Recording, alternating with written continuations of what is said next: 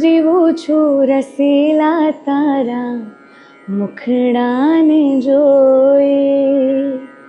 હૈયાના હાર પ્યારા નથણીના મોતી.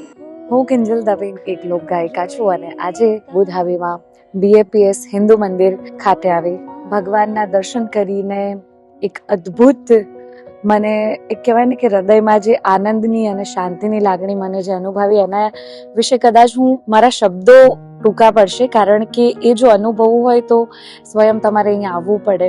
આપણા પ્રમુખ સ્વામી મહારાજ, મહંત સ્વામી મહારાજ, શ્રી નરેન્દ્રભાઈ મોદી અને UAE ગવર્મેન્ટના સાથ અને સહયોગથી આ મંદિર બન્યું છે.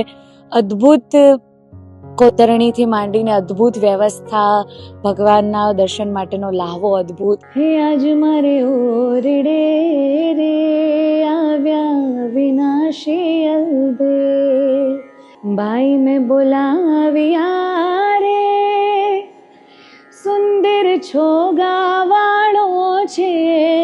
મારા માટે સૌભાગ્યની વસ્તુ તો એ છે કે ભગવાનના સામે બેસીને એમના પટાંગણમાં એમની સામે મૂર્તિની સામે બેસીને મને આજે કીર્તન ગાવાનો મોકો મળ્યો. મારી જાતને ખૂબ જ ભાગ્યશાળી સમજું છું. તો અહીંયા આજે નીચે એક શો થાય છે એ પણ મેં જોયો. ખરેખર મને એવું થયું કે હું રડી જ પડીશ.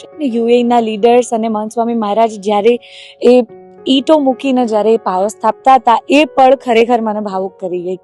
એક વ્યક્તિ આટલું વિઝનરી સ્પિરિચ્યુઅલ લીડરને આખા વર્લ્ડ લેવલે સ્થાન આપવામાં આવ્યું, ખરેખર અદ્ભુત હતું.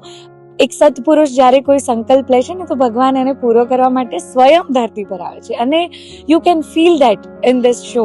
જ્યારે પ્રમુખ સ્વામી મહારાજ આવ્યા હતા તેમણે વિચાર્યું કે આ રીતનું મંદિર આપણું એક અહીંયા હોવું જોઈએ. ભગવાને એમના સારા એક સંકલ્પને પૂરો કર્યો.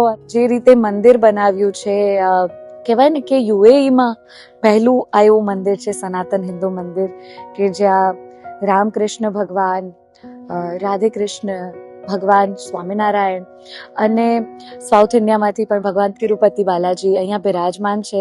અને ખરેખર ખાલી સ્વામિનારાયણ ભગવાનના ભક્તો જ નહીં પણ હિન્દુ કહેવાય ને સંસ્કૃતિમાં માનતા અને ઘણા બધા લોકો, તમામ વર્લ્ડ, આખી દુનિયામાંથી લોકો અહીંયા આવી રહ્યા છે. એ જોઈને એટલો આનંદ થાય એક હિન્દુની દીકરી તરીકે. ખૂબ જ અદ્ભુત. અને વસુધૈવ કુટુંબકમ, આખું વિશ્વ એક પરિવાર છે. એ વસ્તુને અહીંયા કહેવાય ને છે કે એ સાકાર થઈ રહ્યું છે. જય અક્ષર પુરુષોત્તમ પ્યારા મંગલ કરનારા, પાય પડીને વંદન કરતા બાળક સૌ તારા. જય અક્ષર પુરુષોત્તમ પ્યારા.